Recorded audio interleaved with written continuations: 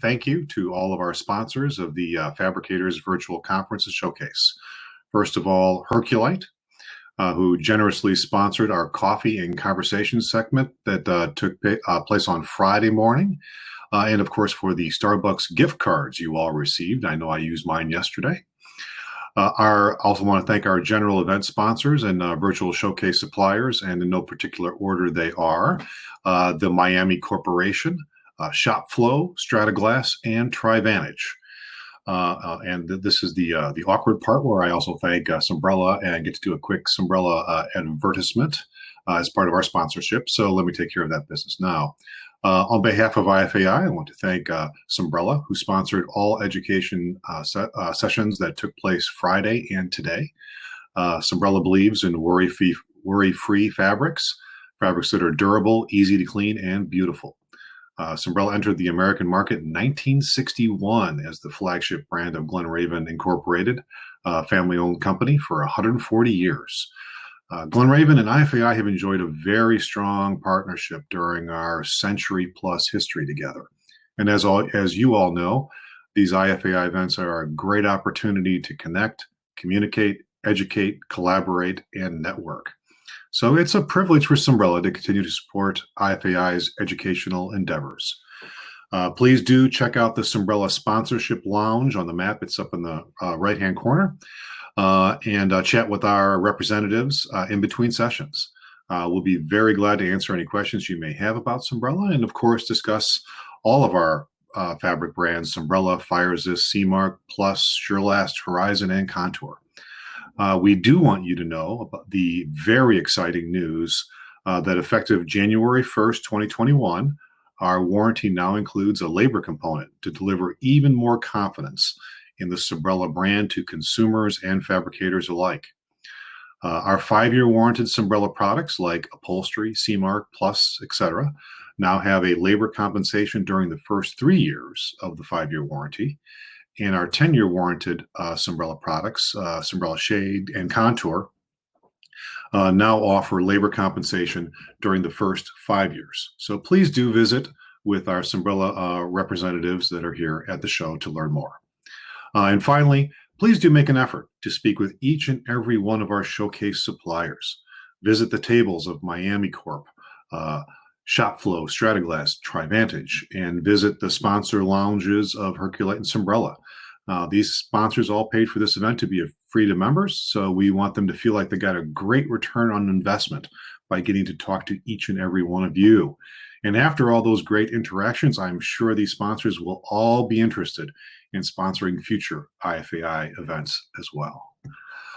So we're kicking things off right away today with our first education session, Employee Strategies in the Midst of COVID-19, brought to you by Chad Sorenson of Adapted HR Solutions. During these unprecedented times, companies are approaching their workforce in different ways.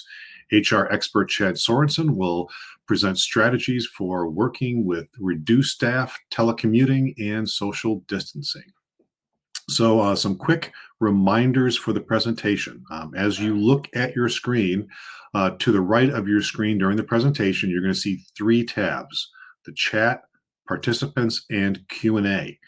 Use the chat tab to send messages to all session attendees. Use the participants tab to see who is present during the session. And finally, please do use that Q&A tab to submit your questions directly to our presenter, Chad, during the session. And your questions will be addressed at the end of the presentation. Recordings of all presentations during the event will be made and they'll be made available during the coming weeks. And with this, I would now like to introduce our speaker, Chad Sorenson. Welcome, Chad.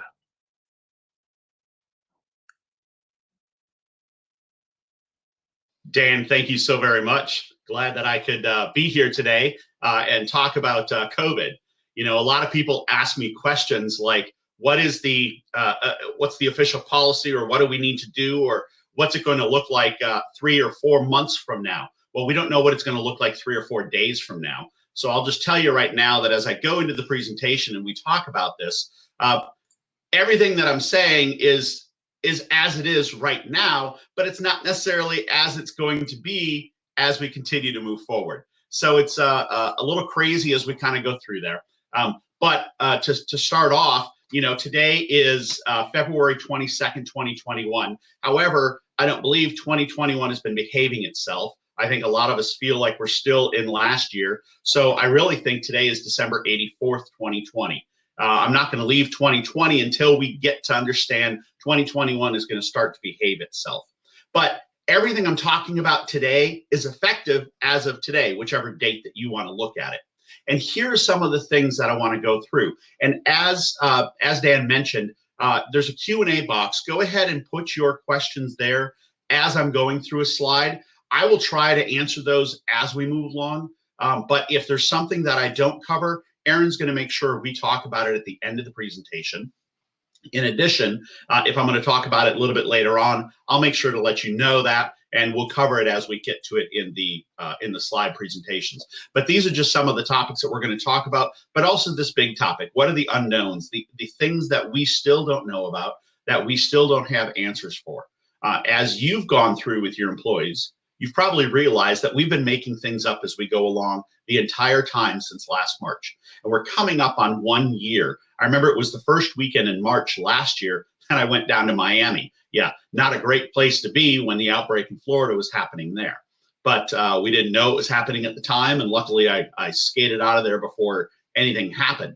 But it's one of those things where for a year now, we've had a lot of unknowns, a lot of year of firsts, a lot of questions that have been asked that we haven't known where to turn for an answer. So I'm going to talk about some of the things, not going over everything that we've already done, but talk about some of the things that are in place right now and what the impact will be as we continue to move forward. What's going to happen? How are we going to have to deal with this? And I'm also going to be talking about how are we going to answer some of the questions that our employees are asking about the return to work, about the full-time return to work. Some folks have not slowed down. Others have completely stopped operations. And I see that nationwide. And it's not just a matter of, is it the restrictions that California puts on, or the lack of restrictions down in the state of Florida, or something in between, but it has impacted each and every industry and each and every employer from one way to another. So we're going to talk about that. As we take a look at the return to work components, and like I mentioned, everyone's in a different state of return to work. Some are fully there, some are waiting to truly get back to a full return to work. So these are some of the things. We're going to talk about some of these today, but all the button points, all the bullet points in this slide here are things that as employers, we need to be thinking about, and we need to have answers for our employees. Now, the way that employees are operating and thinking about this, some are truly worried about coming back to work, truly worried about being around others, and you've got other folks who are like, I really don't care. And sometimes they're flaunting the rules. Sometimes they are following them. Some just want to get out of the house because they're done being there. But every state, again, is different. So how we deal with that and how we deal with it when things start to open up will completely change. It's funny being down here in Florida, people say, well, have you been able to go out to restaurants yet? Well, we have since last summer. It's obviously been a little bit and then more and more. But I know a lot of folks up in Minnesota where IFAI is located, and their restrictions are much more tightly controlled and have been and are starting to loosen up. But the differences around the U.S. are so great. But here's the thing, even if you are unrestricted right now and can do whatever, or completely restricted, in 3 months, that can change. Either way, it could get worse and the infection rate go up, which means more restrictions will be placed, or it could get better and those that are already unrestricted will stay that way, and those that are restricted will start to see the 25% capacity and the 50% capacity. So all those things are going to change. But as you look at this slide, I mean, whether it's recruitment for new employees, or what do we need to do in terms of safety? How does employee relations change? Or the one on the bottom, preparing for COVID, the return. Are we, whether it's COVID or whether it's the next coronavirus out there, the next flu pandemic that happens that goes around the world, what is it that we need to be prepared for as employers, so the next time something like this happens, we can hit it with a much better result and a planned result.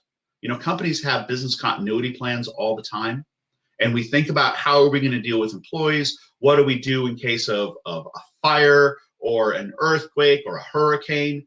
But we never thought about what do we do if the government says you can't operate your business and it's going to last for months. I don't believe anyone had that in their business continuity plan. So we need to figure out what is it that we need to do now so we can move forward in the future without having to figure it all out for the first time again.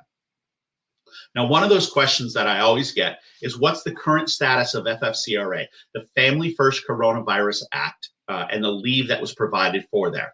Well, first, we know that there are two different types of leave, the emergency paid sick leave and the expanded family and medical leave. So what happened in 2020 was that all employers with under 500 employees were required to provide this leave for their employees. Now, as of December 31st, that rule ended.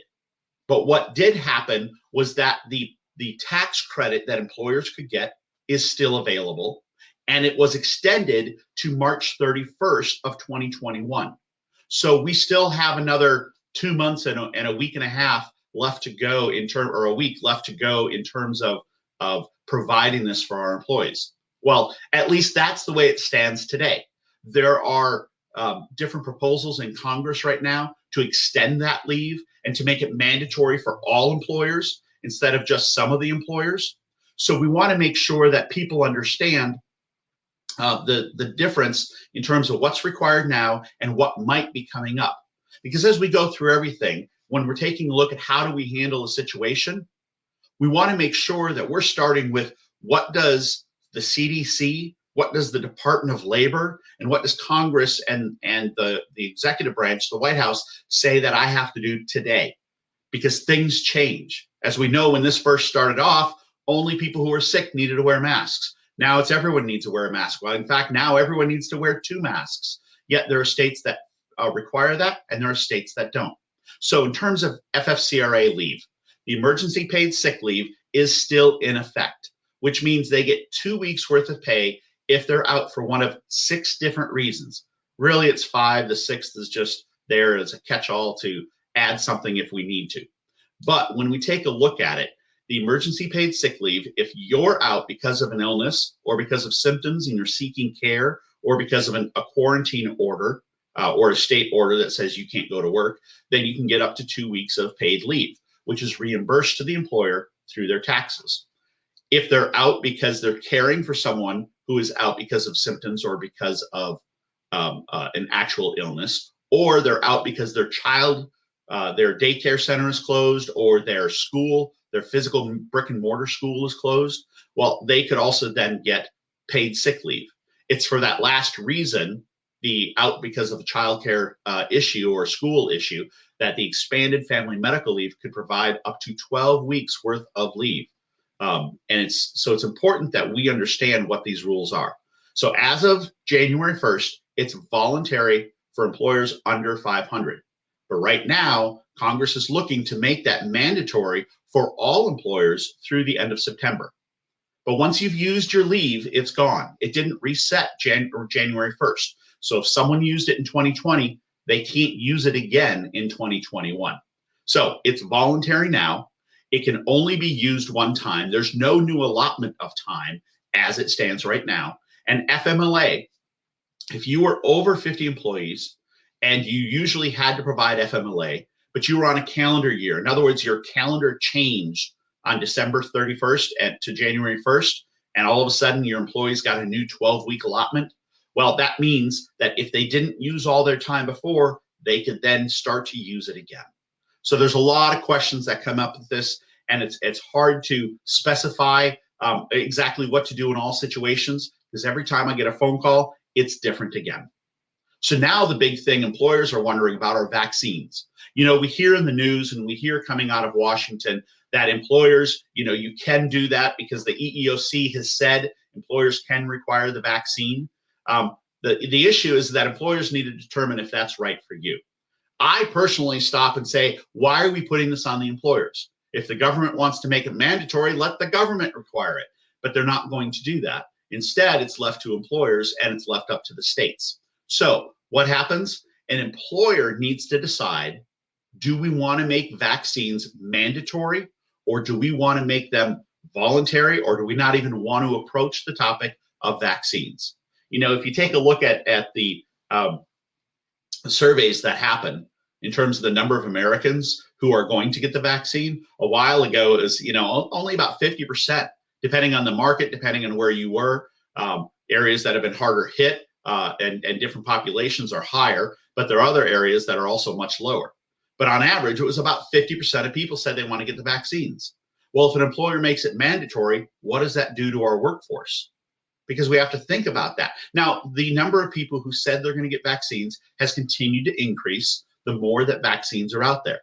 But again, an employer needs to determine what they're going to do and what's right for you as an employer. So there's some things that we want to take a look at and some things that we need to address.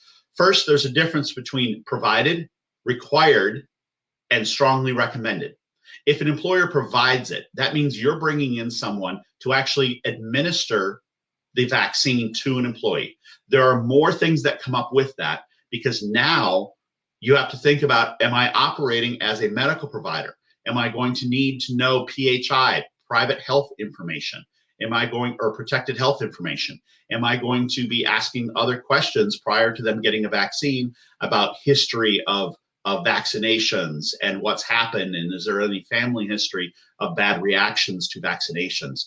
Well, now we're getting into GINA, which is the Genetic Information Non-Disclosure Act. Another one of those HR terms that says employers can't know anything about the medical history of families and of the employee because it's not job related. It has nothing to do with it. So if you're going to provide it, think about the information that has to be collected and what you're going to do with that. Now, if you are going to say everyone in my company needs to have it, then I would make it required but not provided. In other words, I might pay if there's a copay or if there's time away from the office that has to be spent for someone to go get it. I'm going to pay you for an hour for that time to go get it, to go to your doctor's office, to go to the local Department of Health, wherever it's being administered. But I'm going to require that you get it. And if I do require that, what's the proof that I'm going to ask? You're going to ask for that card that everyone gets that shows what the lot number was and when they got it and which version of the vaccine was it, and whether you've had one or two of those. So we want to make sure that you understand, what are you going to require, or are you just going to take their word for it? You know what? I don't need to see that. I just need to know that you've had it. Yes, I've had it. All right, great. If you're going to require it, just taking the word for it, how are you going to prove that someone took it and are just not lying to you? Now, here's the selection that most employers that I've spoken with are going with: strongly recommended. They're telling their employers, I'm not going to require it, but I'm going to strongly recommend that you take this vaccine and that you have the vaccine, because I want to make sure that we protect the workforce. Because you know what? Go back up to the first one. Can an employer require it? Yes, an employer can require it. Why? Because the COVID virus is a direct threat to employers and to the employees. You know, under OSHA, we have a general duty clause, and that general duty clause says that we have to provide a workplace reasonably free from hazards that could cause serious illness or injury or death. So we need to make sure that we're doing the right thing. And by requiring or strongly recommending vaccines, it could help protect employers. We're going to talk about liability in a little bit. So should you require the vaccines? Well, you have to think about, what's the impact going to be on your employees. If you require the vaccine, yet only 50 or 60% of the population says that they're going to get the vaccine, and the other 30, 40, or 50% say they're not, what are you going to do with the employees who said, I'm not going to get the vaccine? Are you going to terminate them? Or are you going to say, well, I'll let you not take it, you know, and if it's not for one of the valid reasons, then are you really requiring it, or are you strongly recommending it? Also, the employee relations concerns. You're going to have them on both sides if you haven't already. You're going to have some people that say you need to require it, otherwise I don't want to come back to work because I'm going to be around someone who doesn't have it. And then on the flip side, you're going to have people say that's an invasion of my privacy. Why are you requiring me to have it? Now you see some of these big multinational, multi-billion dollar companies are saying, yes, we're going to require the vaccine of all of our employees. Well, they have to make sure that they think through what are the ramifications for the employees who don't get it. Are they going to be working from home permanently and never coming into the office? Is that really what we want to do if we do want to have everyone back in the office? And of course, that's part of our return to work strategy, is where do we want to fall in terms of what happens. So we have to think about what the impact is on our employees and our employee relations if we require it versus strongly recommending it. Finally, if you do require it, you have to take into consideration accommodations for two different things. First is for Title VII of the Civil Rights Act, which is the religious accommodation. So someone says, because of my religion, I am not going to take the vaccine because I don't go to doctors, I don't put anything else into my body, whatever the reason is. If there is a strongly held belief in their religion that they can't do that, then the employer has to make a reasonable accommodation, has to go through the accommodation process and determine, is it reasonable that I don't allow this person to have it? And then what's the accommodation? The same thing with ADA, Americans with Disabilities Act. If someone says, because of my health condition or because of the severe allergic reaction I have to the materials in the COVID vaccine, I can't take it. Or every vaccine I've taken, I have a strong anaphylactic reaction to it. In other words, allergic reaction to it. If they say that, can you require them to take it? And now if you're requiring them, is there going to be any liability on your side if you don't accommodate that? Again, we don't have the answer for that because it hasn't been tested in courts, but it's something that employers need to be thinking about. So with the ADA and with the religious accommodations, if we're going to accommodate someone and not require them to take it, yet we require everyone else, what's the accommodation? It could be that this person's going to work from home or they're going to work from home permanently, or they're going to work from home until we receive 90% of the employees who've received the have 90% who've received the vaccine. There are a lot of questions that are in there in terms of determining if we're going to require it. Like I said before, most aren't, but some are going to require it. It also takes into consideration who are they going to be around on a regular basis? Themselves and other employees, like you do in the manufacturing of the fabrics and everything else, or are they going to be around other customers and other people and people who are not screened on a regular basis? Maybe it's installers or things like that, where they're going out all the time and doing this and coming into contact with people who we don't know what their status is. So there's a lot to take into consideration. Now, I also want to touch on our role, the employer's role in mental health issues.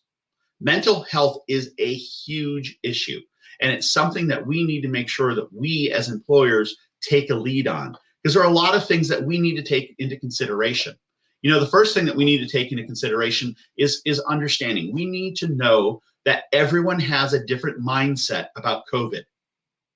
You know, I've got some people in one group of people that I meet with, it's outside of work, but in one group that I meet with, I've got people who have yet to leave their house for more than just a few minutes. They have their groceries delivered. They he's worked from home since March. She's retired, but they have a dog and they haven't gone out. They've canceled the training because they don't want to be around other people. And they're waiting until they get the vaccine and a good portion of the population gets the vaccine. So you've got people who are there. You've got people who don't want to wear a mask and they grumble every time they put on a mask because they just don't want to have that. And you've got people everywhere in between. Some are completely afraid of getting it, and other people really don't care about COVID. They may have already gotten COVID, survived it, and moved on, or maybe they haven't gotten it and think they're invincible. Well, it's important that we understand that all of our employees are in a different place. So understanding with employees and flexibility has been the name of the game. You know, when the Department of Labor put out some of their rules and the EEOC in terms of how do we operate within these rules? How do we operate within the Family First Coronavirus Act or the CARES Act or things like that? Flexibility was a big part of what they wanted us to do. Find something that is equitable for both the employer and the employee and figure out how to make it work. Because again, we're in unprecedented times and we're making this stuff up as we go along, which is both good and bad.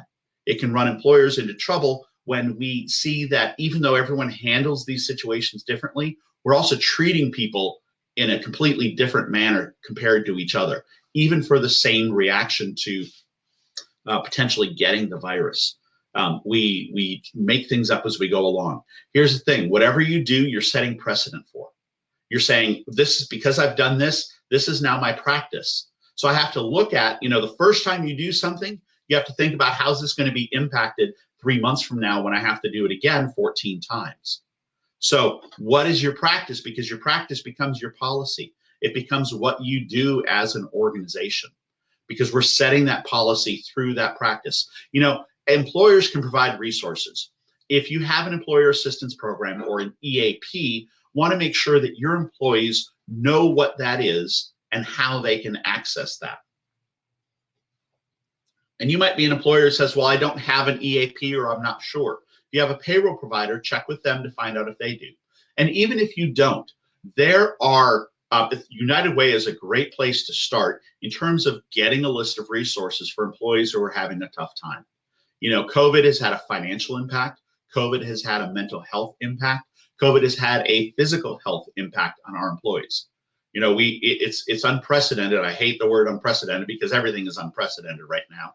But this illness that's going around, it's not something that employers have ever had to deal with, or at least not in the last 100 years or so, had to deal with something of this magnitude. So we're all trying to figure it out. So what is it, and why is it employers' responsibility? Because we want to make sure our employees are free from other concerns so they can focus on the task at hand with our company. So we want them to be able to do that. We have to be intentional about mental health. We have to address it. We have to make sure that we train our managers. How do you deal with situations? We can't deal with it the same way we always have dealt with it. And then we also have to make sure that there's emotional intelligence awareness. In other words, what I say and do and the reaction that I'm going to get from an employee is different for each employee depending on their situation. So we have to adapt to dealing with the employees, to dealing with situations that come up.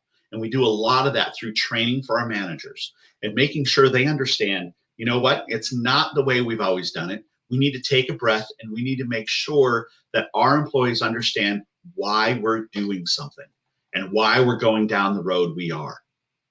So as we deal with this mental health and as we deal with everything else with employee relations, I want to talk about the pandemic edition of dealing with employee relations, because how we deal with employees has absolutely changed. Whether it's working from home and we're dealing with employees that we haven't seen face to face in 10 months, or maybe they are back together and we're dealing with employees and helping them understand, hey, by the way, it's really important that when we're together, we wear masks, because if we don't and one gets sick and it spreads on to 3 or 4 others, we've got a crew of people working on this project of only 10 people. If 4 people get it, that's 40% of our crew that's out of work for 2 weeks. We can't shut down. We can't afford to shut down our facilities for that long.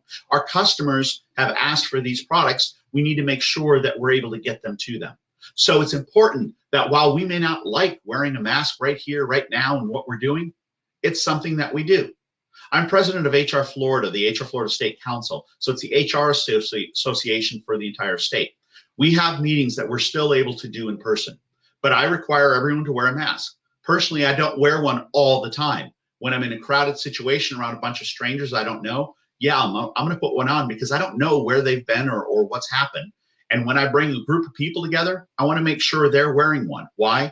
Because I don't want our event to become a super spreader event. And I want to make sure that people are healthy. We've had events with 60 people, with 200 people, with 500 people. And we've not had a super spreader event. And in fact, the 500 didn't have any spread at all, didn't have any coronavirus there at all, because we did the right things. So employees had to understand, or in this case, the attendees. But our employees also have to understand why we're doing these things. So as an employer, we need to be flexible where possible. We can't tell someone who is working in a manufacturing facility, doing something physical in that facility to say, well, yeah, you can work from home. Obviously, we can't be that flexible in terms of that. Now, maybe it's scheduling, maybe it's how many people we have there, maybe it's the way that the operations are set up that we can reconfigure so that way we can be more flexible and listen to the concerns of the employees. We have to make sure that as employers, we're doing that active listening side. We're listening to what their true concerns are, because a lot of these employees have these concerns. They might have an elderly parent that they're caring for at home.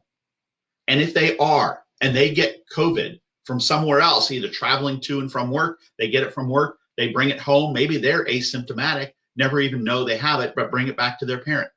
Do we want to be responsible for that?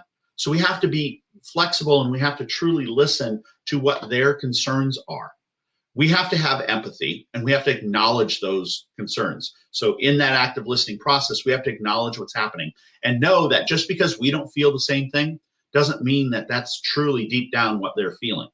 You know, as employers, there is no code for the FFCRA, for the emergency paid sick leave, for I'm afraid of the virus. There is no classification for that. So what we have to do is we have to acknowledge their concerns, and we need to empathize with what's going on and help reassure them, here are all the safety precautions we're taking as an employer to ensure that we provide the safest possible workplace. So we want to be able to do that. As employers, we also have to know what the legal ramifications are of all of our actions. You know, the first lawsuit happened well into or early into the pandemic last year. And it was a lawsuit in Illinois against Walmart by the family of an employee who had passed away due to COVID. And they said Walmart didn't do enough to protect that. Down here in Florida, Publix supermarkets, one of the big supermarket chains in the Southeast, is being sued because a family member died. And this was back before masks were required. And Publix policy said our employees won't be wearing masks because they didn't want to scare the public. But that the CDC didn't require them at the time. But that lawsuit's being happened right now. So what do we do? How do we protect ourselves? We do it by following what the current guidance is from the CDC and our local departments of health or state departments of health, because that's the best knowledge we have right now. That's the best information that we have. We follow what OSHA says, we follow what the CDC says, what the Department of Labor says, and stuff might still happen. At least we did everything reasonably possible to protect our employees. Finally, in the end, when we're dealing with employee relations, we have to come to a resolution. We have to end this stalemate that happens and make decisions. And so we need to compromise where we can, both sides. Both sides need to have concessions in terms of what they're requiring and what's absolutely mandatory. We need to think about, where do we draw the line? And finally, when we've drawn a line and we can't cross that line because this is where we've drawn it, because maybe this is what we've done for everyone else and your circumstances are exactly like everyone else's. I'm sorry, it just can't happen, and here's why. Or I don't want to wear a mask, it makes me feel confined, or I get too hot. Well, right now the CDC or our department or our state Department of Health has put through an emergency order that says this is what has to happen. I'm sorry, you have to comply, because as an employer, it's my responsibility to provide a safe workplace for everyone. So let's get employees back to work. What in the world are we going to do, and how are we going to do it? Well, first, we need to think about the physical mechanics of getting people back into the workplace, whether it is a manufacturing floor, whether it is a small office, or whether you're in a multi-story building downtown. Wherever you are, we have to think about what's the ramification or what's the impact of me bringing people back. So first, think about staggered start times. Because if you're on the 4th floor and everyone has to take an elevator up to your facility, you walk in and you've got 40 people who are trying to take the elevator all at one time. Well, wait a minute. But if we pack everyone into elevators, are we really doing any physical or social distancing? No, we're not. So now we're only going to have 4, and we only have 1 elevator. So that's at least 10 trips. How long is that going to take? Also, if we're going to be doing any screening in our workplaces, taking temperatures, asking questions, how long of a line are we going to have going out the door, and how close are people going to be in that line when we're thinking about bringing people back into the office? And finally, oftentimes buildings, particularly, manufacturing facilities, you might have multiple doors to get in. Well, if we're going to be doing screening, are we confining that to one door and all the other doors are locked from the outside, or notice is posted that you can't come in that way because everyone has to be screened? So we have to think about the physical side of returning people back to work. Sometimes people return them by departments. These departments will work on these days, these on these days. There are also, and because I'm talking to a nationwide audience, local populations, but local orders on population limits. In other words, a mayor or a county government or a state government may say you can have no more than 25% capacity in your facility. So now we have to figure out who comes to work and who doesn't.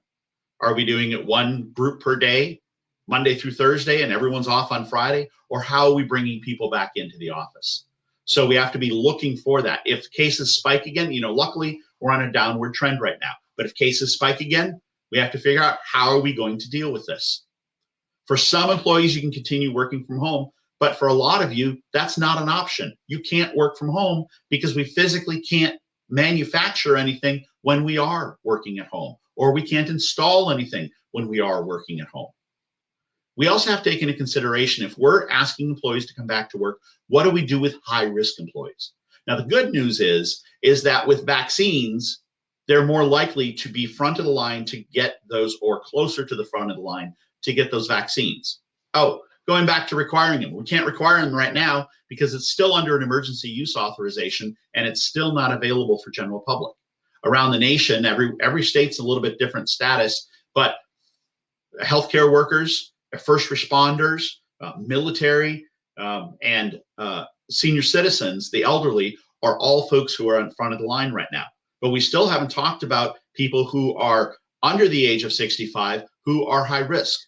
In many areas, they're not on the list yet. So they're still at home. So how do we, if we're requiring everyone else to come back to work, but we've got a high risk employee, in other words, someone who has an autoimmune disorder, who has some other disease, or it's cancer, or it's heart disease that impacts their health, it's diabetes, whatever it is, something impacts their health, they're a high risk employee. Are we going to require them to come back to the office? Well, we may need to wait until they get that vaccine as well. So we have to take some of those things into consideration, and that's where the flexibility comes in. Finally, down here in Jacksonville, are we shaking hands? Well, no, we're not shaking hands. We're doing the Jacksonville wave. So in your area, what are you doing now? The normal customary thing to do is you walk up to someone, you put out your hand, you shake their hand. Hey, nice to meet you. Now you see people are like, so what are you doing? Is it a fist bump? Is it an elbow bump? Is it, whatever it is? Want to make sure that people at your workplaces feel comfortable being there. So we do that by looking at a number of different safety things. And I could spend an hour just talking about this. We've gone through a lot of this over the last 10 months. So I just want to touch on a few points just to make sure, what are the things that we still need to be doing today?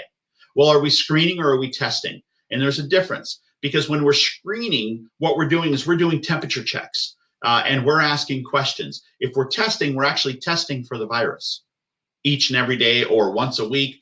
People who work in assisted living facilities or nursing homes, they've been doing testing for a long time, depending on the state. They've been doing testing for a long time of their employees, and their residents. But what are we going to do in our facility? Again, what's really required? If we've got the same group of people who are together all the time, do we need to be doing testing all the time, or is screening sufficient? By the way, if you are doing screening and you're taking temperature checks, what are you doing with that information?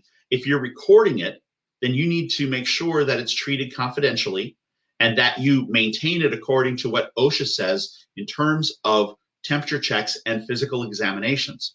Now, right now, the EEOC says not a problem. You can check temperatures of people coming in. Normally, that wouldn't be allowed. But because there's a direct threat from the coronavirus to our employees, we want to make sure that we get people back the way that they're able to work, and we want to make sure that we're protecting them. So if the EEOC does say that you don't have to record the temperatures, you can just take a temperature, make sure it's below 100.4 or whatever your state requires, and make sure that, yeah, it's fine to keep going right along, and you can go on in because you don't have any of the other symptoms. Also have a plan in place in case someone does have a temperature over 100.4. What are you going to do? That's why you want to make sure the person taking the temps is properly protected. I know there's a couple questions that are coming in. I'm going to get to some of those right at the end of this slide here. Proper hygiene. 20, 30 years ago, we were watching the Jetsons and we were talking about the flying cars that were going to happen. You know, the hoverboard that was out there that Marty McFly was flying in Back to the Future, 1, 2, 3, or 12, whichever one it was. You know, we're talking about that. And in 2020, that's what we're going to be doing. Instead, employers in 2020 are not talking about flying cars. We're teaching our employees how to wash their hands. Unfortunately, that's the way it is. And there's nothing we can do to get around that. But again, it's another step the employers are taking to help make sure people are safe. How much are you cleaning? The good news is that the CDC and health experts keep coming out with different information as they learn more about coronavirus, and now have said that getting it from touching something else is actually a low probability, and that most of it is just the airborne. But you still want to make sure your employees feel safe. So what are you doing? What are you doing for regular cleaning? And also, what are you doing post-exposure? What are you doing after someone has tested positive, but they've been in the workplace? We want to make sure that we clean that area very, very a deep clean that is very hygienic. Do we require PPE? OSHA has put out a guideline that says, based on the type of industry you're in one of 4 categories, this is the recommended PPE. And they've updated that one since they put it out. But if you've not yet taken a look at it, you do want to take a look at it. It takes into consideration how much exposure are they going to have with people outside of the workplace, how close is the exposure within the workplace, and whether you require masks or not. The other side of it is what your state or municipality says about it. Now, social distancing, I've heard a lot about this. I hate the phrase social distancing. I'm an HR guy. We need to be social with each other. Instead, I call it physical distancing, because with physical distancing, we focus on having that physical distance. We still need to interact with people. We still need to be able to do that. You know, it's one of those things that, hey, this is a part of who we are. If we're looking at safety, what are we doing about kitchens and break rooms? For those employers who haven't come back yet, but are going to be, if you had, 10 seats in your break room, but it was crowded, and 3 tables or 4 tables, are we now going to restrict that to 1 person per table or 2 per table? Or are we going to let anyone go into the break rooms at all? Again, we have to keep in mind what the current policies in terms of Department of Health and CDC say. Perfectly fine to have a kitchen open, but maybe no one eats in that kitchen. And everyone has to wipe down the equipment, the microwave or the fridge or whatever, every time they go into it. So we want to be careful about those things and at least think about them. Same thing goes with conference rooms and everything else, and how are we dealing with that? I want to talk real quick, the exposure notification, then I want to go to the work-related illness. If someone is exposed, we have to maintain, or has coronavirus, we have to maintain the confidentiality of that infected employee. Now, some of you only have 10 or 15 employees. And you say, well, if one person's out, everyone's going to know who it is. Right, but the employer can't say who it is. I can't go out and say, by the way, Bob has COVID, so everyone has to be careful think about if you've had exposure to Bob. Well, why not? Well, if Bob has cancer, do I walk in and say, by the way, Bob has cancer? We're not going to do that. It's the same thing. We have to respect their privacy. Now, in some circumstances, because it's so small, everyone's going to know it's Bob. By the way, an employee that you've had close contact with has gotten coronavirus. We want to make sure that you're safe. You have to be quarantined for the next 10 days. Well, wait a minute, who was it? Well, I can't say, okay, the only person not here is Bob. Again, I can't say unless Bob is giving you permission. And if he does give you permission, get it in writing, because you don't want a he said, she said, or a he said in any circumstance. So we have to make sure what we do. And remember also, the notification isn't just to employees. It's to whoever else Bob came in contact with during that 48-hour period prior to showing symptoms. Was he installing something? Did he go to a customer's facility and meet with or was he in sales and go to customer facilities and meet with different reps? And was there any exposure there? You have to think about that notification. Now, real quick on the work-related illness. An employer's responsibility is to determine whether someone got coronavirus at work or not. And workers' compensation will help you determine that. And it's not just cut and dry, but there are some areas, and it's not going to be all end all, and we're not going to know all of it. But with, let's take this for an example. Someone's gone for a vacation and they drive to vacation and they go from Illinois to Pennsylvania and they spend a week and a half with their family in Pennsylvania, and then they come back. And the day they come back, they start showing symptoms of coronavirus, but they've been in the office. Well, is it likely that they got it from work? No, they've been gone for a week and a half or 10 days, which is the exposure period in which you're probably going to get coronavirus if you're going to get it at all. It's usually the 3 to 5 day range. So that person didn't get it. However, 3 people that Bob works with in the office in 3 days start to show symptoms. They've not been on any trips. They've not gone out to eat. They've not been around anyone else who has coronavirus, only Bob. Did they get it from work? Most likely. So you probably are going to have to report those 3 to workers' compensation and let them make a determination. And there's stories out there about workers' comp carriers who are taking those and some who are just denying those. Again, it's the workers' comp carrier who has to make that decision, but it's our responsibility to notify them. And in terms of OSHA, you know that if there's a hospitalization or an amputation or various other things, we have to notify OSHA within 24 hours. But if there is a death due to workplace illness, we have to notify OSHA within 8 hours. So we have to make sure that we do that notification if it was something that happened because of work. So it's our responsibility to know that. So there's a couple questions. First, do you think traditional workplace will ever return the way it used to exist? Yes and no. And more and more companies realize they can just be as productive in a remote setting. Yes, but one of the big things to take into consideration is your company culture.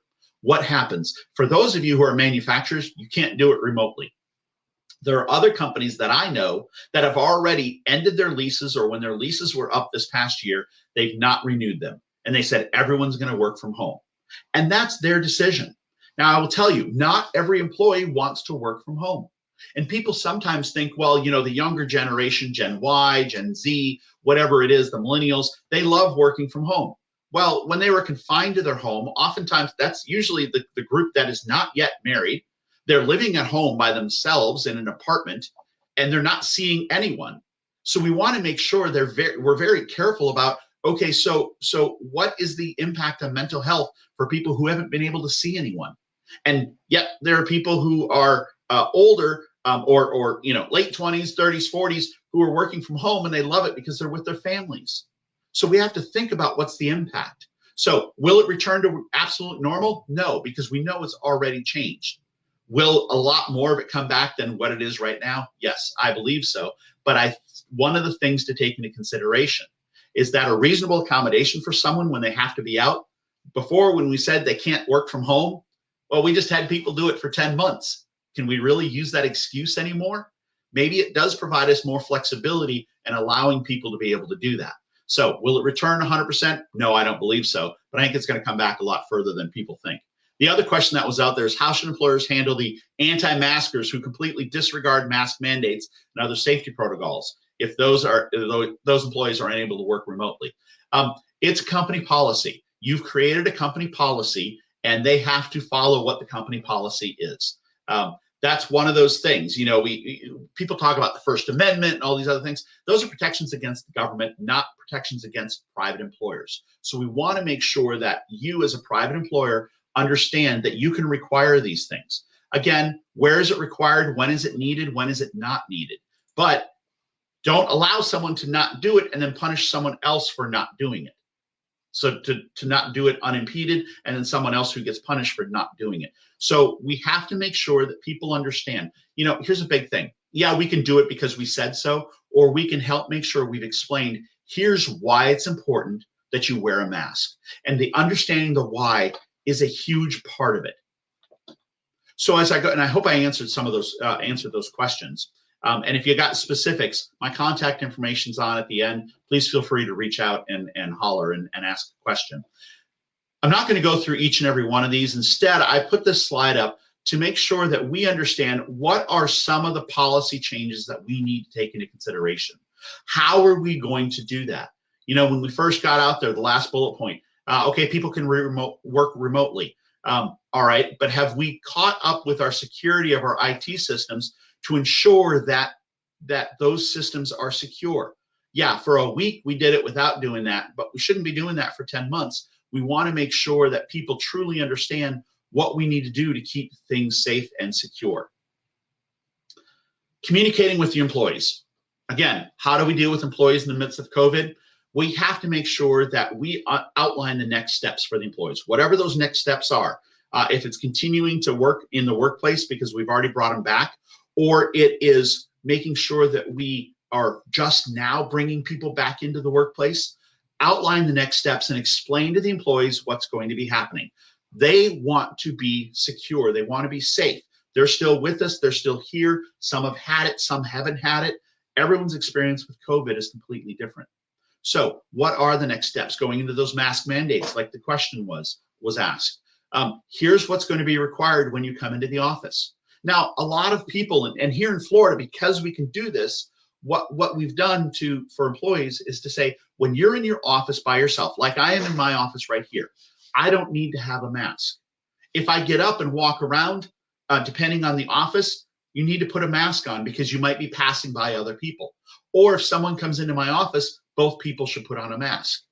We've got only about 4 or 5 people in the office here, so we're a little bit looser with that because we know what all of us do at night, where we go, and if we're in contact with other people. But we also, and that we're wearing masks, but we consider ourselves a family unit here. Now, there are some areas that don't allow that, and there are others that do. What you want to do is just outline what are those next steps for the employees. We want to address the common concerns, create an FAQ sheet. What happens if? We can't answer all the questions, but we can answer some of those questions. We want to make sure it complies with Department of Health and CDC guidelines. We want to make sure that our policies comply with what the Department of Labor has said or our state labor departments have said in terms of what we have to provide. And we want to make sure that employees, as these questions are created, if one employee has it, more than one employee is going to have the same question. Group communications and individual conversations. There are 2 different things. When employees are communicating or when you're communicating with employees, we want to make sure that people really understand what's going on and how it's going to impact them. When I'm always talking about different things, I'm talking about the with and what's in it for me. Well, the same thing. The group communication to everyone is going to be one type of thing, but the individual conversation you're going to have with someone is going to be completely different because they're going to bring up other concerns that were not brought up in front of the group. So we just have to know that that's there. How are we going to deal with that? And then ahead of time, prior to it happening, going into response to one of the questions, how are we going to handle reluctance to get the vaccine or to do something else? How are we going to handle someone who's just absolutely afraid of coming into the office? Well, we have to talk to them and help assure them of the things that we're doing to help protect our employees within the company. What are we going to do with that employee who defies what's going on or provides an ultimatum? I'm not coming in unless everyone is 100% vaccinated. Or I'm not coming in if I have to put on a mask at any time. Completely polar opposites of what's going on. But you might have ultimatums on both sides. How are you going to handle those ultimatums? Again, in general, how are we going to address these? But each one's going to be very specific to what's going on. And then finally, for those employees who just show a lack of concern, I equate it the same as a safety issue. The same way that there's a lack of concern for a safety issue, whether it's wearing a hard hat, whether it is using proper protection when you're using cutting materials, the right guards or things like that. If they're flaunting going past those rules and not worrying about those rules, it's the same thing with COVID. And it's the same thing with mask mandates. If you require masks to be worn in your office and they're just saying no, it is a safety violation. So my question is, how do you handle other safety violations? Because that's how you would handle this one too. Now here's the unknown, and here's the big one that employers are always concerned about. What about employer liability? What are we going to do? If I require vaccines, is that going to make me liable? Because if someone gets sick, am I now liable because they got sick because of the vaccine? Or the other side of it also is, am I going to be in trouble if I don't require vaccines? Same thing with wearing masks. Same things with all those different things going on. So we want to make sure that people truly understand that the liability, sorry, damned if you do, damned if you don't. It's one of those things that may happen. We don't know where it stands. Here's my guidance. Follow the current guidelines. Follow what your state and what the federal government say in terms of what employers should do. If you do that, you've done everything reasonably possible to keep people protected. And that's your first line of defense. Is it going to protect you 100%? No, I'm not going to say that because we don't know. And no attorney out there is going to guarantee it either. If the conditions worsen, we don't know if they are going to or not. Is there going to be a next wave? Is there going to be a new strain? Well, we know there are new strains out there. We know that there have been different waves of it happening. We know that in some areas, the conditions worsen and then they get better. Right now, nationwide, overall, it's getting better. But we don't know when it's going to get worse again. Again, put a plan in place and it won't be a shock for us when it does have to happen. And now with the new administration, what happens? Well, we don't know everything that's going to happen. With a Congress very close, we know that nothing is going to happen quickly. And we don't know where it's going to fall. Employer protections or employee protections, we know, are a big thing, more so than the employer protections right now. But we don't know where it's going to end up. And that's where we just have to make sure that we listen to what the guidance is, the things that we need to take into consideration, and how are we going to get there. So when we take a look at it, when I take a look at COVID and everything that's happened since March, I've got a binder that started off a half inch or an inch thick, and now at this point is 4 inches thick with all the material, the laws that have come out, and the guidance that continues to change. I see some guidance that comes out, and I see two different opinions on it. As employers, we need to make the decisions that are going to help protect our employees, our workforce, and allow us to continue to do the things that we need to do. We can't just shut down for 10 months. We have to be able to continue on. So there's a lot of questions that are out there. There are a lot of things that are always weighing out there. I know I didn't answer all the questions. If you guys have any other questions, we're right at 9:30 right now. But if you have any other questions, please feel free to post them there. If you have them later, you've got my email address here. Feel free to reach out, send me an email, ask the question, and I'll help you as best as I can. But know that we don't know what's going on all the time. So thanks so very much. Aaron, I'm going to turn it over to you. I'll stop the sharing here, but want to make sure that we continue on. So how was that, Aaron? You said 9:30, right? It is 9:30 on the dot. You are nothing if not precise, so I appreciate that. Well, thank you very much, Chad, for your presentation this morning. Fantastic information for all employers, large and small alike, I think. It looks like we went through a couple of the questions that came through, but as you mentioned, to our attendees, feel free to chat with Chad using Remo's chat function or join him at his table to connect in between sessions. There'll be a half an hour after the event ends that the platform will remain open so you all can continue to network and finish up your conversation. So look for Chad. He should be around. Once again, we are grateful to Sumbrella, our education sponsor for this event, appreciative of Dan Litster this morning in particular for introducing Chad and saying a few words about Sumbrella. So we appreciate everyone's time here, and we will see you again in about 15 minutes for our next session. So thanks again, Chad. We'll see you all again soon.